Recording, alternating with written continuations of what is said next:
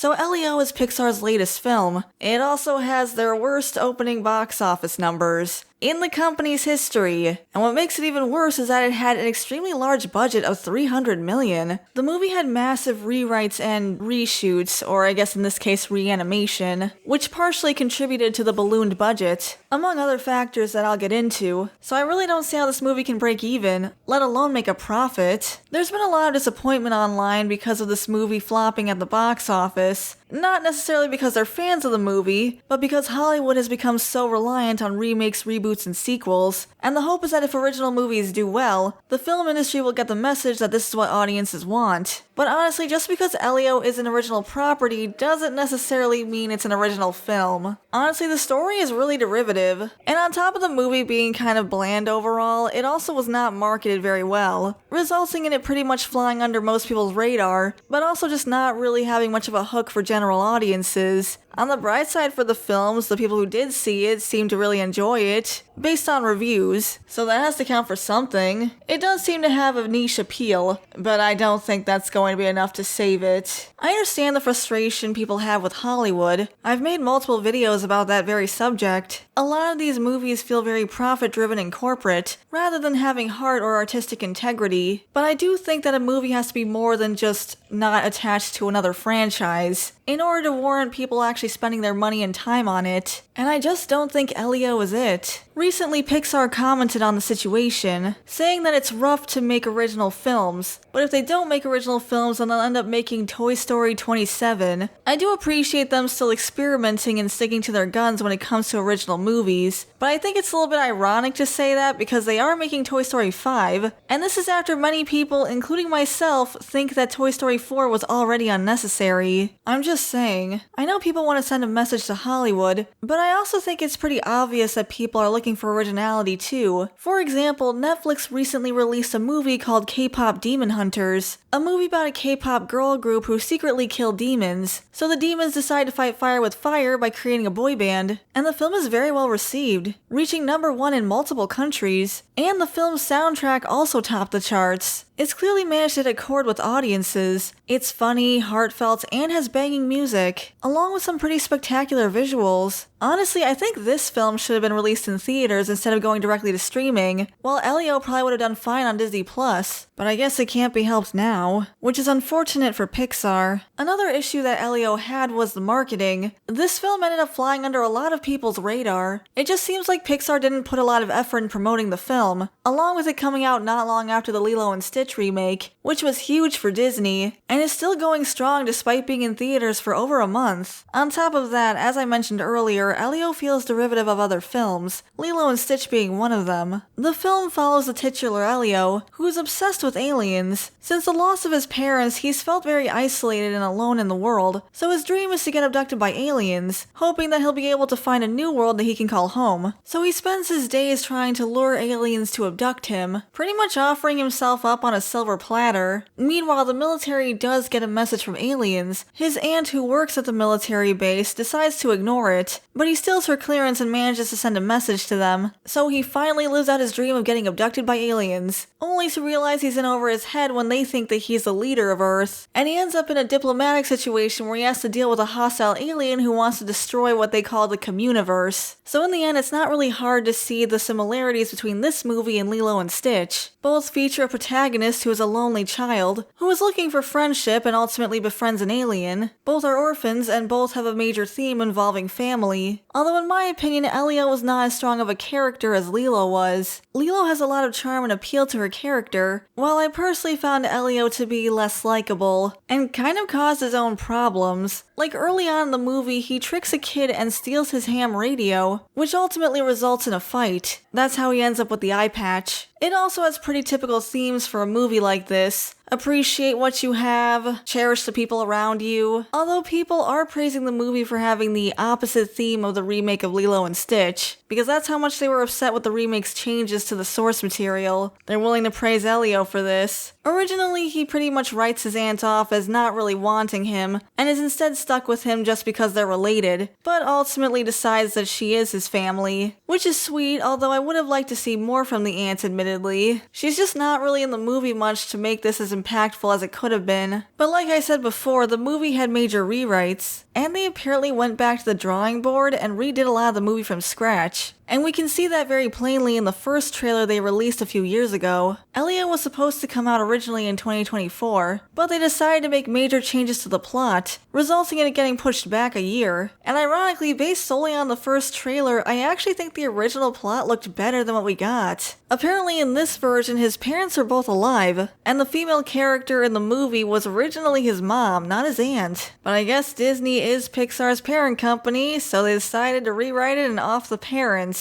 He also does not want to get abducted by aliens in this version, and sends the message accidentally, leading to his eventual abduction, which he's very reluctant to go through. But while he's there, he still plays along with it. We also see what becomes the big bad in the theatrical version. In the official release, he's evil because he wanted to join the Communiverse, but they rejected him, so he decides to attack it instead. But according to the original trailer, he was already a part of the Communiverse, and is instead used as a comic relief character. I don't know, the changes they made just feel very corporate. According to Google, there were a lot of factors in the troubled production of Elio, including the SAG-AFTRA strikes, along with saying they wanted to deepen Elio's character motivation by making him want to be abducted by aliens. But I don't know if they were as successful as they had hoped. And based off of the opening numbers, it doesn't really look that way. Funny how it seems like there's another Wish situation on our hands. Personally, I blame corporate meddling, but I had other issues with Elio too. I thought the visuals were a mixed bag. On the one hand, I did like a lot of the effects they used, especially in the Communiverse, but I didn't really appreciate the character designs, particularly on the human characters, although the alien designs in my opinion are underwhelming too. But the human characters in particular look like something out of a Grubhub ad, and I find this style to be pretty unappealing. I understand shape theory, and circles are supposed to represent things like friendliness and approachability, but I don't think it really comes together here, or in the Grubhub ads. Also, I haven't been a huge fan of Pixar's art direction lately, where they have a tendency of having hyper-realistic environments but really cartoony looking characters, something that people have been complaining about since The Good Dinosaur. The characters just end up looking unnatural compared to the environments, like they don't really fit in this world. This isn't an issue for every Pixar movie, but it's something that I have noticed for some of them, and I kind of wish the studio would get away from it more. Go back to a style that's less that. Overall, Elio certainly isn't bad, but it's just not that great either, which is sad given Pixar's original reputation and track record. It definitely had an uphill climb given its troubled production, and I wish Disney would trust themselves more when it comes to these creative decisions, instead of falling back on what corporate thinks is safe. Because like in Wish's case, this did not work out for them the way they had hoped. But that's my opinion. What do you guys think? Do you think Elio might manage to turn things around? Do you prefer the original trailer's ideas instead of what we got? Let me know in the comments below. I'd love to hear from you.